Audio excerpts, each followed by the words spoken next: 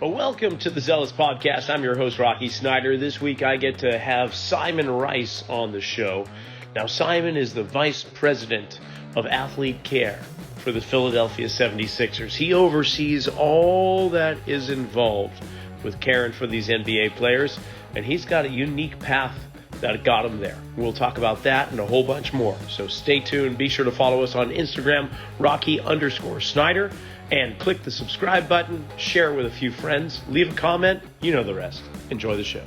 Well, Simon, I can't thank you enough for coming on the Zealous Podcast. You are leading the way for the Philadelphia 76ers, Director of Performance, Physical Therapist, coordinating with the strength crew and everyone else. But you've got an interesting path. So before we dive deep into 3D motion analysis and all the other things that you're doing, I'd love to hear about how this guy from Australia ends up heading up the 76ers training juggernaut, I guess you'd say. Great. All right. Well, thanks for having me. I mean, I've heard a lot of people you've spoken to, and it's been fascinating to hear some other stories. But sure, I mean, we can talk about I guess, how I ended up here, because it's probably a different story to a number of other people you've spoken about. I've got a bit of a varied background, I suppose, and I've sort of just followed it where it's gone, and I've been very fortunate in a number of ways. I've worked with some incredible coaches and some incredible other people that I've learned a lot of, and it's landed up honestly in my dream job. So I guess I started working as a performance coach initially, and that was in Australia, and that was in some individual sports and some team sports. I worked with basketball, men's and women's programs. I also worked with a number of individual sports, some weightlifters, so Olympic weightlifting, as well as athletes with a disability. So it was I found it a really good grounding. And then really good development for me learning to program. So I started out there. I always had quite a strong interest in injuries and rehabilitation. So I went back and studied physiotherapy, and I ended up getting my master's in physical therapy and sports physical therapy. And then I transitioned, still in sport, into elite and professional sport, predominantly in physical therapy, still involved in the rehab of injuries and performers, but predominantly as a physical therapist. Then interestingly, I spent a little bit of time in the United Kingdom, in London, and working there. I actually worked in the performing arts for probably 2 years, and that was fantastic. I really, really loved my time there. I was working as a physical therapist on some shows on the West End and some performers, and that for me was really, really great developmentally, learning about ballerinas to foot and ankle strength. And I think we're still using some of the lessons I learned from people there in the NBA, and how people manage injuries when they're performing every single night. And I think there's a lot of relevance with that, with an NBA schedule or a baseball schedule. So there's certainly, I think, one of the things I've been really fortunate to have is this variety of experience, and a lot of those lessons have come up years later. And I thought, actually, that's really relevant. I didn't realize at the time, and it's become relevant. So from there, went back to Australia. My job prior to this was I was the head physiotherapist at the Brumbies rugby, so a professional rugby team in Australia. And then the position came up here. So my role here is a vice president of athlete care. And it's a reasonably broad role. So I'm responsible for managing the training room, our sports science program, our performance program, our mental skills, and our nutrition. And we also have a functional medicine program. So it's really varied. We have a team of about 18 people. And how I see my job is to try and put each player at the center, and then build around them what they need. And there's a combination of all of those areas, but which I know everyone talks about, and trying to eliminate this operation in silos and really try and put it all together. So the information we're gathering in one space is being used across all areas for each player, with two goals: just trying to reduce their chance of injury and improve their performance. And I see those two buckets, I suppose, as equally weighted. I think sometimes we speak so much about reducing players' chance of injury, and we forget, well, are we improving their performance? So I guess that's in a nutshell how I got here. But yeah, it's been a wild ride. Well, that's so many. I mean, I won't say it's a circus, but or a carnival, but you've got so many balls to juggle with all these different elements of Mm. athlete care. I'm curious with mental skills. Are we talking um, coaches that are working with visualization and guided meditation? Are we talking psychologists or therapists? What's involved with mental skills? Yeah, so I guess a lot of that really. So we have one program that we're implementing this year is more around the performance. So with our younger guys, for example, having a program that exposes them to mental preparation to play, dealing with stress, dealing with being in and out of a rotation, which is all very common things in the NBA, especially when you're a young player. So there's the performance piece, and getting some personality assessments, and also doing that with some of our development coaches, because we know players are motivated in different ways, as are our coaches. So how can we best suit their learning styles to develop them into robust NBA players with a long career? So there's a performance aspect, and we try and put in places a lot of support networks, as the stress goes up, and there's a lot of transition and there's a lot of time away from home. So I think it's the well-being component is very important, as well as trying to assist these guys to improve performance. That's phenomenal. 18 professionals supporting uh, roughly the same number of That's right. professional players. So that's a tremendous amount of individual care. Do you, with the mental skills, I'm imagining also there's these different approaches with personality traits, and we can categorize several dozens of personality traits. So people take this questionnaire, which it tries to not pigeonhole, but put them in these different categories so we know, okay, what will motivate this individual and that individual? Is that along the lines of what you guys do also? It is, and I think that, I mean, that how you describe that is almost a key question, I think, every day in terms of anything we do. We need to be individual, but we also need to balance that. So in my mind, and this is just where I am at the moment, I think this is a constant evolution, but where I am at the moment, we try to intervene on multiple levels. So we try and intervene on a whole roster level, or probably a whole organization level, but a whole roster level. So there's some things we think that are really important for every player, no matter if you're a first year player or a 17-year veteran. Examples of that might be, we think whole foods are really important as much as possible. We think collagen as a supplement is really useful for these guys. So we offer that to everybody. So there's certainly interventions we do on the whole roster level.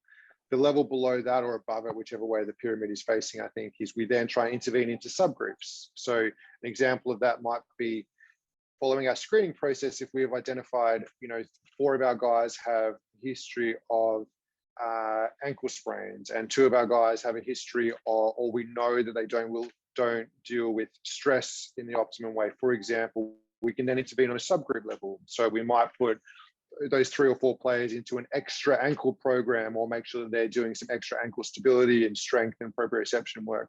And then our final level is intervening individually. So, what does this individual player need? So from their blood tests, we know that this player is deficient in vitamin D. So let's make sure this player has vitamin D. Let's make sure this player has, we know that they get a tight calf on their left side when the number of accelerations they complete during the training over 7 days goes down. So let's make sure they're topping up the amount of acceleration they're doing on the court. So I think that's how I see it at the moment. There's this multi-level intervention from the group down to an individual. Oh man, we could go off on so many tangents here because you have so many different departments.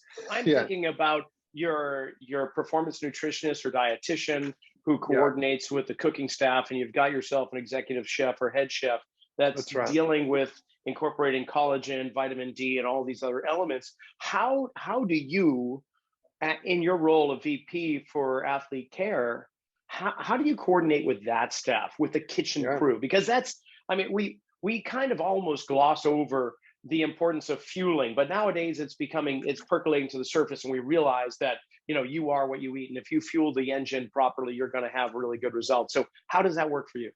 I think again, you're hitting the nail on the head. I think it's very, very, the first step is having a plan, isn't it? The first step is working out what you want to do, but it's very easy to write that on a piece of paper, but then how do you implement that in a very, very fast-paced, changing environment and you mentioned our large staff, which has a lot of benefits. It also brings with it a lot of challenges, because you have a lot of people that are doing a lot of work, and we need to make sure, and I see it as part of my job, that we need to make sure a tendency is really not necessarily to miss things, it's actually to duplicate things. And that's not necessarily helpful, but it's a very, very challenging question. I'm really fortunate that I have very, very good people around me. And that's always something that's been important to me wherever I've worked. I think, philosophically, if I can sort of hopefully not be one of the, I don't want to say dumber, but one of the less intelligent people in the room and get the right people around me, I think that makes the world of difference.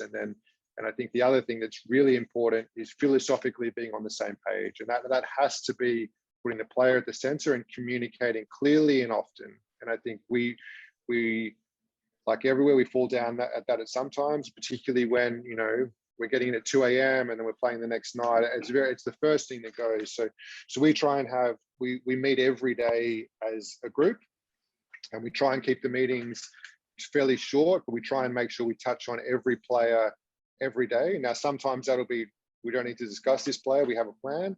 And then we try and make sure that we have we ensure that in those meetings, we have representatives from every part of that area. So our executive chef is involved in our athlete care meetings, because that's relevant. If we have an injured player, we need to know that, that their nutrition is going to change, and that's going to be involved the chef as much as it is our dietitian. So I think it's communication. And I know everyone talks about that, but that's the key, isn't it? The program is only as good as implementing it.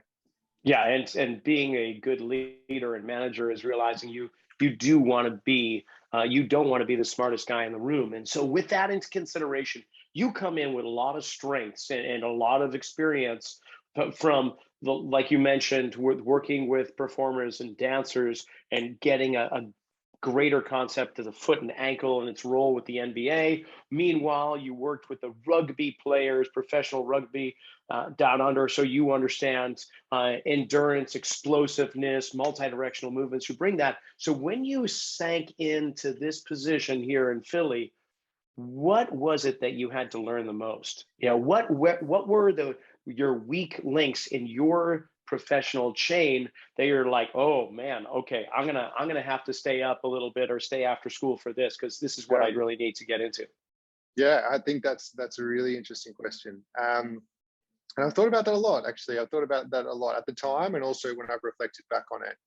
The one thing that was very important to me, and this was part of my discussions with Doc Rivers and Daryl Morey before I sort of accepted the job, and Elton Brand before I accepted the job and moved over, is it's really important to me to have the right people around me. And part of that is having what I would call content experts. So I've worked in basketball before, but this role is the first in NBA for me. So while I understand basketball, I've watched it for a long period of time, it is really important to me that I have content experts around me in both the medical side as well as the performance side.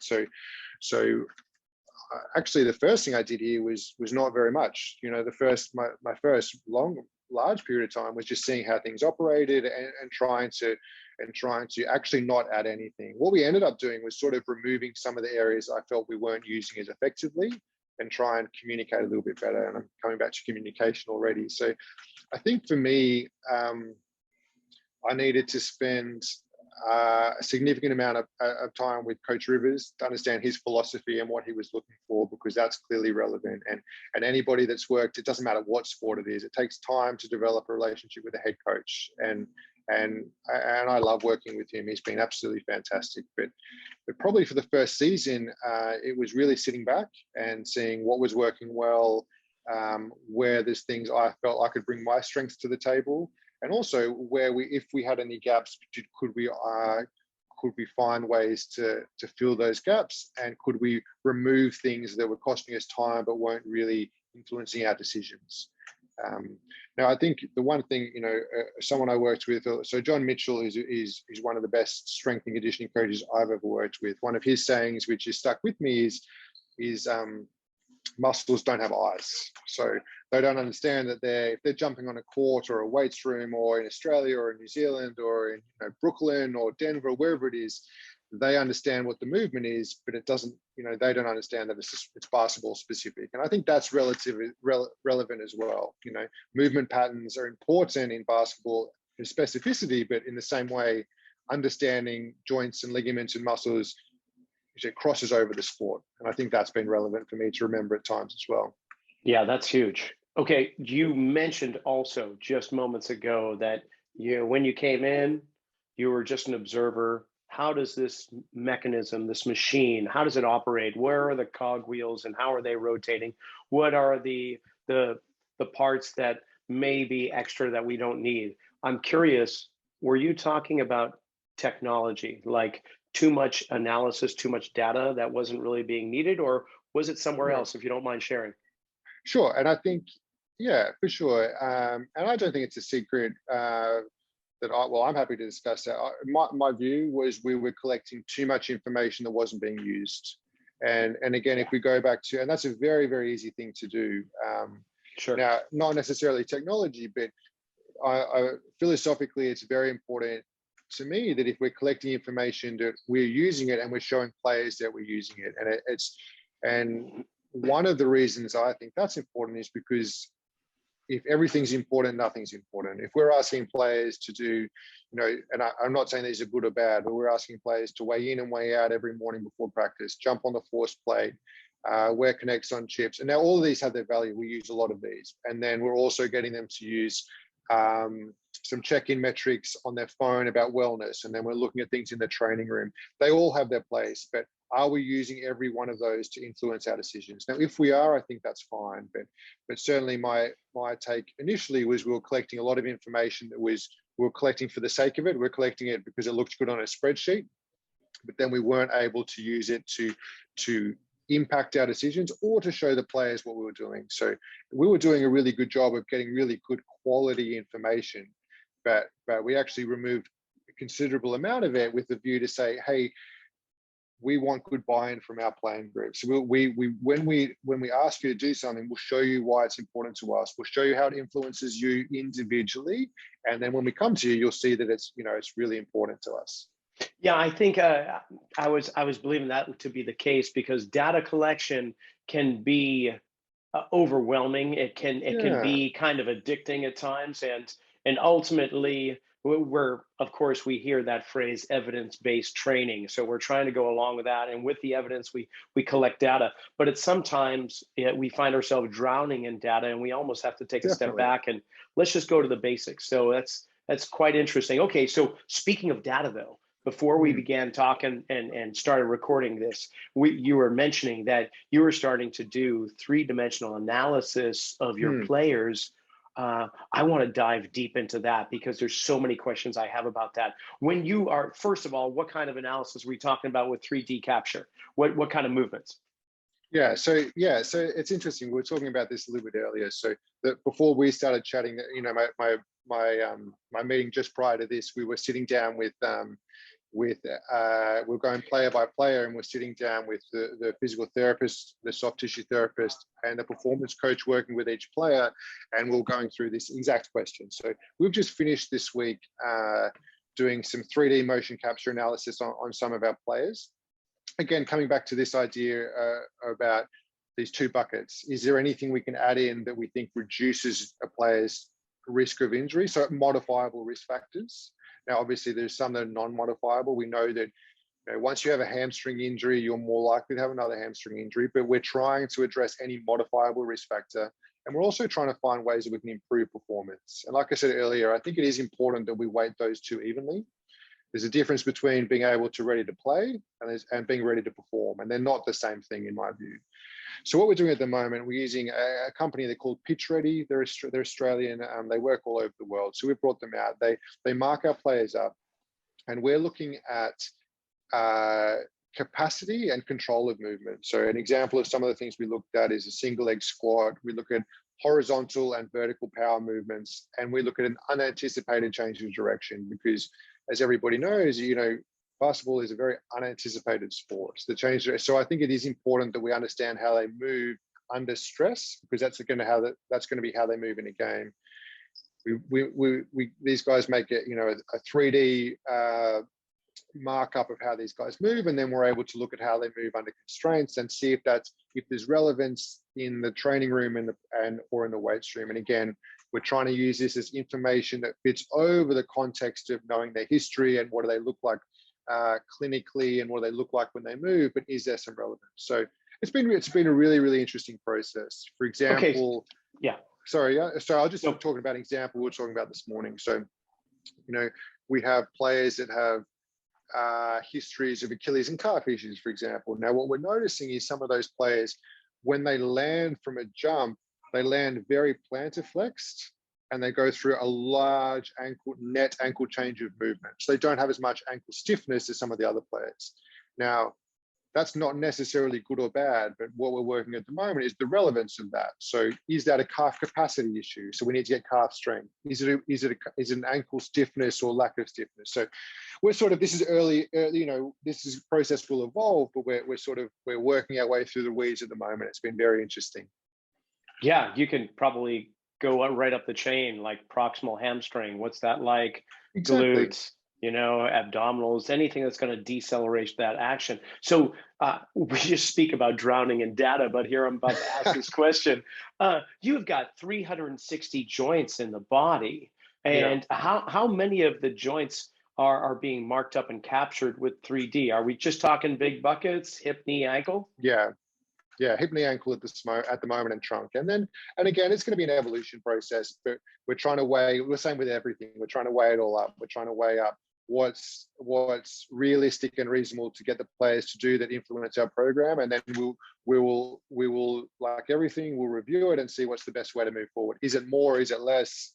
And at the moment, it feels like we're getting some really, really relevant information. And then we'll put that into our programs and see how it works this season, and then we will review it again. So at the moment, hip, knee, ankle. And just curious, because this is more or less in my wheelhouse now that we're going into, but do you capture what their resting posture is like and how they're predisposed to move through space based on that? So we're getting them in stance first to calibrate, and then get them to move through the movements we're looking at. And then with that information, are you comparing those that have a history of inversion sprains and they're landing to their resting posture to see if there's any correlation between where the pelvis is or anything like that? We haven't looked into that yet, and the other part of this is so that's sort of our biomechanical assessment. We also have all our players complete a physical therapy screening, and that's probably more in the physical therapy screening space, where we look at their, exactly that, what is their pelvic position, their foot position, and again, we're trying to weigh up all the time what is our biggest bang for our buck. So how can we distill this information? And our screening process has obviously evolved since I've been here, and more or less different. And we're getting to a place now where I think we're getting more and more confident that we can distill this information into 2 or 3 actionable focus priority areas in the training room, 2 or 3 focus areas in the weights room. And then at the end of the day, we need to get that onto the court. So we obviously need to then speak to the coaching group and say, what do you see? And again, as an example, I think in a real world example, if the coaches are seeing, player X, we want them to move laterally faster, or they can't get into the defensive stance that we want them to. I think what we need to be able to do is say, well, is that a lack of hip joint mobility? They can't get into position. Is it a lack of hip strength, for example, or is it a movement control issue? Because where we intervene is different, isn't it? If we can say, well, the hip range is fine, or no, they've got a lack of hip flexion. If we improve that, does that improve their position on the court? I think it's always got to go back to the court. I love it. I love your process too. Can you take me through the screening process of your athletes, like with a physical therapist? What does that look like? Yeah. So our physical therapists, they every year and throughout the year, so they complete a screening process. A lot of it is joint range of movements, position and standing. We get some strength assessments, and then we get a benchmark of how they move, and predominantly that's on the table. We also want to get some movement issues. We have The guys in the weights room, the performance staff, they get a lot of information. They do some force plate testing, are there asymmetries when they jump, when they land. We look at like a mid-fly pull, for example, for power. And we also use a lot of velocity-based training, so through GymAware, for example. So they get a good picture of how the guys move. We try and overlay that with we have the three parts. We look at, the more, for want of a better term, static environment in the training room. We have the biomechanical assessment on the court, and then we have the performance part. We then meet as a wider group, and we go through each player, and we talk about that. We say, what are we seeing? Player X. Well, we all agree that their lateral hip strength is important, for example, because they were deficient in X, Y, and Z. And then our next step, again, to try and implement it is, so who's working on that and where does it fit? Is that going to be PT-led in the training room, or is that going to be in the performance room? Because again, with a large staff, it's not usually missing things, it's duplicating things. And as simple as it sounds, it's very easy to identify the issues. But if we have 3 people working on hip strength, then we're burning out their hip stability muscles before they're in court. We're creating problems for ourselves. So it comes back to communication and trying to get these outcomes. Everyone's trying to do this for the right reason, but it's very easy, as obvious as it sounds, it's very easy to sort of make those mistakes too.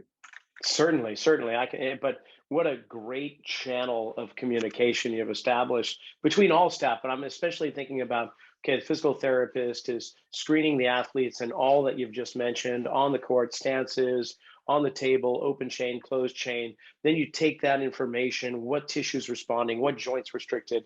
Here's how this is going to roll out into the strength room. And so when it gets to the strength room now, knowing full well that humans are contralateral bipeds that move in opposition, and yet for a long time, since we've been going to the gym for strength training, say late 70s through the 80s, and so for the last 40 years, there's been this predominant bias toward sagittal plane bilateral movement, yet we are rotational based in our movement, and we're unilateral or contralateral. So how does that carry over into your weight room? I'm just curious. Yeah. It's again a fascinating question, and I think all sports are different, but in many ways, basketball really makes that point clear, doesn't it? Because basketball is not you don't just move in the sagittal plane, obviously, and then you add contact in there, you add rotation, you add a different change of different position of your knee relative to change of mass, and we're asking guys to run 100% of their maximal velocity, stop on a dime and change direction anywhere between 5 degrees and 180 degrees, and we're asking to do that repetitively as well. So it's a really interesting question. And if I go back to when we looked at our biomechanical assessment, we thought it was really important we got unanticipated change direction for that reason. It doesn't necessarily reflect it if guys know what they're doing. So our performance staff are phenomenal. And I'm not biased in saying that. I think we've got a very, very good staff, and they make sure that they're hitting all the movements in all the plans they think are important for each player consistently. And then the trickier part of an NBA schedule is trying to schedule lifting to be able to lift in the right time and get the response you want around a congested schedule, which is a whole nother conversation. But they're very good at making sure that we hit, we balance this idea about loading guys heavily at the right time, but also make sure that it's not so rigid that it doesn't transfer across to the court. It's almost like you're a human hurricane, or the eye of it, right? That you're trying to maintain peace and calm and balance while there's complete chaos swirling all around you. And what I mean by that is, like you mentioned, impact to the players. There's unanticipated actions. There's just a whole bunch of elements of chaos that come into play just in the physical frame of the player. So are there things that you're starting to implement, or that will address these chaotic shifts, this unexpected kind of action upon the player, so that they are better prepared for it when they're on the court? Or is that just something that you're just expecting them to experience out on the court, and actually adding to that may present more problems than solve? Yeah, I think I'll explain this in a very strange way, and hopefully, sort of, if you give me a couple of minutes, at the end of it, it'll make sense. I'm not sure if it will, but hopefully, it does at the Okay. end of it. So, I and love strange ways.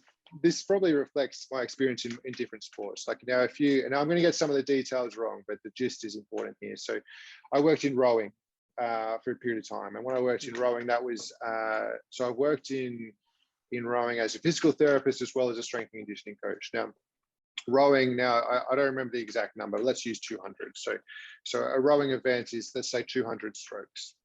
Now, say you're doing deadlifting or squatting in the gym. So one school of thought, again, neither right nor wrong, would be, well, if it's 200 strokes in a rowing event, why not do sets of 200 when you're squatting, right? What that would do is double their workload, because they're doing 200 sets of 200 in the weights room and 200 every race they do on the water. Now, your risk of overuse injury, you've doubled their workload, is probably through the roof. Another school of thought may be to go, well, if you improve one or two, the power of how far you can move the boat on one stroke, which would be very heavy sets of squats and deadlifts, which may be sets of 1 to 3, the fact that they're on the water later that day rowing for sets of 200 strokes, that may cross over. And I think, I'm not saying not either is right or wrong, but to answer that question, I think it's a bit of both. We look at, if we get guys fundamentally strong single leg, double leg in good movement patterns, if they have that strength, that will transverse the court because they're on the court so much. But at the same time, we need to be doing movements on the court and in that chaotic, unanticipated movement pattern. So I'm not sure if that answers it, but I think it's a little bit of both, if I can hedge my bets. That's brilliant, because I see chaos within the program design itself. So you're giving the body different elements that it needs to address. So I get it completely. And of course, you use rowing, which is probably the only sagittal plane bias bilateral motion. The weight room is perfect for those athletes. Oh, so now we're coming up to, right, we're counting down the weeks before the season really kicks off. Where is your role as a VP of Athlete Care? How does it change as we're entering the preseason, getting ready for the first tip-off? Yeah, so we're, I think, 17 days away from opening night now. So, a little bit longer, 22 days from opening night. So we will start our training camp next week. And from there, we'll go into a series of exhibition games, and then we'll go into the training camp. So it's a period of transition. It's a period of nailing down our expectations for the season. By expectations, I mean standards as well as expectations. What are we going to hang our hat on this year that's really important to us as a athlete care staff group? So, we've spoken about communication. That's going to be really important for us this year. So it's really working out what we stand for as a group. And I think on a player level, it's making sure we have everything out of the way to not distract the players. So we've spent, the last 2 weeks, we'll spend the training camp getting as much information as we think is relevant from the players, so we can plan and we can be ready to go. So we don't want to be trying to do screenings when guys are getting ready to play games. We need that all out of the way, so we can then sit down with our players and say, this is what we think is important. What's important to you? What's important to the coaches? Okay, now let's get this plan ready. So that's one variable we're taking out of the way. Now you focus on what you need to. We're going to make sure we've got this plan to support you, and we'll continue to come back and see if you need more or less or different. But let's get this plan sorted out. What do you need pre-game? What do you need at halftime? What do you need post-game? Let's get all that sort of at least down in pencil, and then we've got the exhibition games to trial some things if we want to. So when we get to opening night, we know exactly what we're doing. So I think it's really trying to distill everything down and feel connected, but also really confident that we have plans in place. Yeah, obviously the Sixers have a G League team, which I guess you would say that's the minor league team in the NBA. And constantly, like here in Santa Cruz, we've got the Warriors for Golden State. And constantly there is this kind of back and forth communication between the coaches and the staff there. I can only assume it's the same there. But now, how much involvement do you have with the G League? Uh, I have a reasonable level. Certainly our staff there, so our head athletic trainer, our head of performance, and our physical therapist, we have them with us when they're not with the G Leagues. They're with us full time at the moment. That's important for a number of reasons. That's important because they're around the players, and the players will come up and down. They need the opportunity for players to see them with us, so they develop trust and relationships. That's one side, and then to develop professionally, it's important they're exposed to our environment. So we try and have a really integrated system where the people that we have in our performance and medical staff spend a lot of time with us, and they're mentored with their counterparts in our MBA program. So I'm involved in that. That's important to me and to our program, and then the day-to-day is very much our head of performance here and our head athletic trainer here work with them very closely. Gotcha. Okay, so Coach Rivers, Doc, I've been a big fan of Doc for a long time. Growing up in Boston, being a Celtics fan, of course, watching him when he was with the Hawks, playing against Larry Bird and the like, and then becoming a head coach. And so one story while he was a head coach was he took the big three back in the early 2000s before they won the championship. And he took them on a duck boat ride through the town of Boston to let Kevin Garnett, Ray Allen, Paul Pierce to understand this is what will happen if you win the championship this year. There will be millions of people lining the streets and so on. It was kind of a bonding moment. So long-winded question, I guess, is that you've got over a dozen professionals on your team. What kind of bonding, aside from the regular meetings, do you seek out? Now, maybe that's not your role, but I'm curious, is there something similar to make greater adhesion amongst all these people that are striving for the greater good? Yeah, it's something that's so easily missed, isn't it? We're so focused on performance and all that sort of thing. We miss the human part. And the reality is, in an NBA system, you spend a lot of time together, players, staff, whatever it is. You don't have a choice in that. It's a lot of time together. So I think it's a very important piece that can get glossed over, is that personal element in interacting with other people. So Doc Rivers, I'll start by saying I could speak about him for as long as you like. He's phenomenal as a person and as a coach. And this is our third season working together.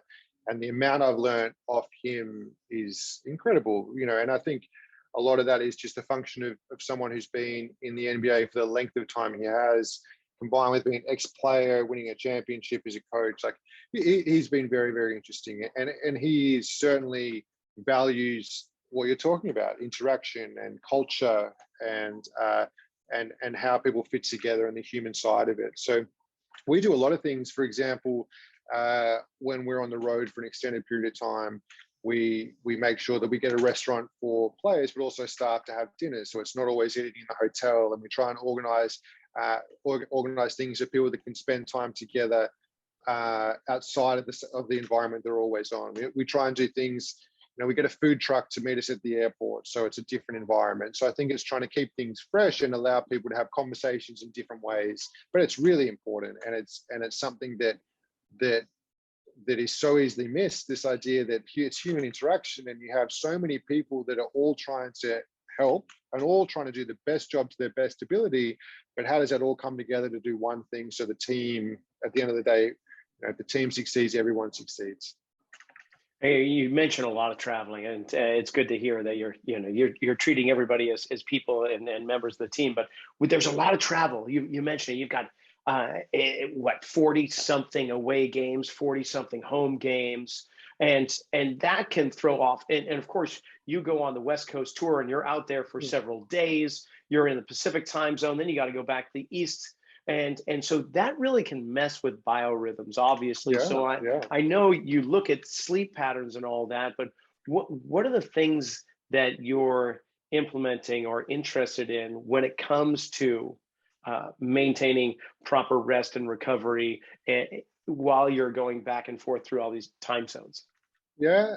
So again, it's a really interesting question because I think that can be the difference sometimes with a congested schedule. There's certainly periods of our schedule this year. For example, March for us is a very, very congested month. So the focus on recovery is going to be vital for us to perform well through that month. So we do a number of things. We look at again, it's an evolving process. We have a travel and stress index, and Yeah. it's an algorithm that we've built, and we look at a number of factors. We look at the distance we're traveling, the game period over the last 5 and 7, 21 days. We look at the number of time zones crossed and in which direction. And essentially we put it all together and we build out a number to just sort of arbitrarily give us 1 to 10. Is this a very high travel and stress day compared to low? And I think, if we speak about this in 12 months' time, it may look completely different, but that's what we're looking at the moment. And we try and identify these periods where the number is very high, and we make sure we really focus on recovery and regeneration. So we're really quite simple with our recovery. We focus on 2 or 3 really simple areas that we think we get a really good response from. Examples are, we think, good quality foods and protein are really important post-game. We make sure players have access to that. We think any flight over 1 hour, the compression is reasonably important for players. So we make sure we offer them, some whether that's flight socks, compression tights, or knee sleeves, we give them options. And we think hydration and sleep are important. So we try and engineer environments that we give guys the best ability to get good nutrition, good sleep, and good recovery post-game. Now, that's not always easy. And the big part of that is the education. NBA players, not sure what the average age is, but it's mid-20s guys with a considerable amounts of money, and they enjoy having a good time. So we also have to balance with that, mental fatigue. So I mean, as contradictory as it sounds, sometimes we'll choose to stay overnight in Miami or LA or Phoenix to allow the guys to go out as a team. Now, if we look at physical recovery, that might seem strange, but I think it's really important we let these guys reduce their stress and go out to dinner as a team together and do all that. So that's certainly things we look at when we factor out travel. Yeah, and of course you didn't mention heart rate, but I'm certain that you're looking at basically the average resting heart rate of each player, finding out when that autonomic nervous system kicks in threat responses or when they're in those zones. Compare that to everything else. That's fantastic. Okay, so your role. You say you have this dream job. Is there anything that you like? If Santa were to come down the chimney right now and ask, what is it that you would want to make this dream job even more dreamy? Is there anything out there, like another professional to bring in, or what? That's a hard question to answer. I think what I like about it, what I really enjoy about it, is the people I work with. First of all, so Darren Morey is our president, Elton Brand, and Doc Rivers. I really, really enjoy working with them. And the reasons I enjoy working with them is they're very, very good at what they do, but they've also given me a lot of room to do what I think is important here. And that's been really enjoyable to allow me to sort of try and build the team that I really want to work with, and really philosophically get this communication going and work the way that we want to. So the people have been phenomenal in this organization. So I really enjoyed that. I don't know if there's anything I could change, because things I find challenging are also the parts I enjoy. I really enjoy this environment, trying to solve problems. I really enjoy when things crop up, like how can we do that better? So, if I could choose to not have any challenges and address the issues we have, I don't think I'd enjoy the job as much. So I don't know. I think what I enjoy actually is some of the things I'd be very hesitant to change. So I don't have a really good answer for that. I think I would like, if I could do this and maybe reduce some of the travel and be at home with my family more, that would be really important to me. But apart from that, I think it's a really good mix. Right on, Simon. Okay, last question, because I know Sure. we're coming up against the clock. For your own personal or professional development, I'm not going to ask like what books are you reading, but what avenues of thought or science or philosophy, for that matter, are you pursuing, if any? Like where do you look to improve yourself as a professional and perhaps as just a person?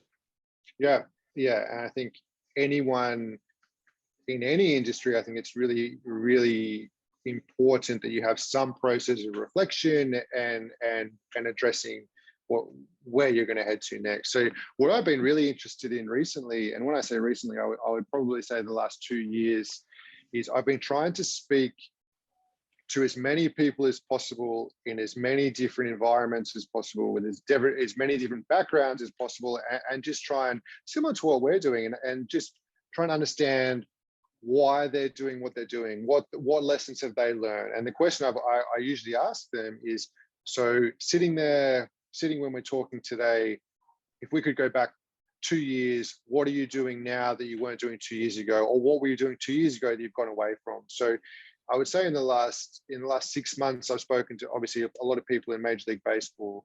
I've spent some time with some guys that work in NFL. I've spoken to some people in the Premier League in the UK. I've spoken to people in business, and really it's just asking questions. And I try and wherever I can go and spend some time with them and just observe and just really try and learn and learn from other people's mistakes. You know, I've made a lot in my career as well, but I'm trying not to repeat the same one. So if I can learn from other people, I find that really valuable to me. And I think what it does for me is it shows that I think it's very easy to always look at what you're doing in a negative light and find the issues. But sometimes going to other places, what I tend to find is you go, oh, we're doing some things really well, and here's 2 or 3 other things that they're doing really well that may be relevant for us. It may not be, but it's just interesting to get that, and I find that really valuable.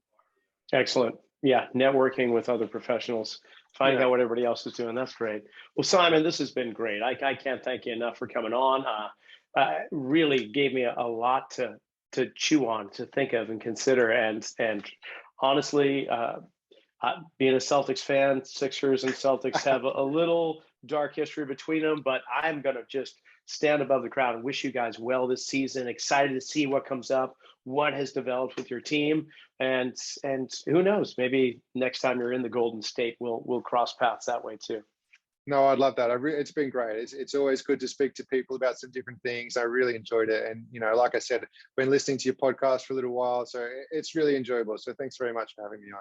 Oh, it's my pleasure. And that's a wrap for the Zealous Podcast this week. Thank you, Simon, as well as the Sixers organization, coming on, sharing all that you did, and really some interesting insight on how they take care of the NBA players. So until next week, be sure to tell a few friends, and we'll see you then.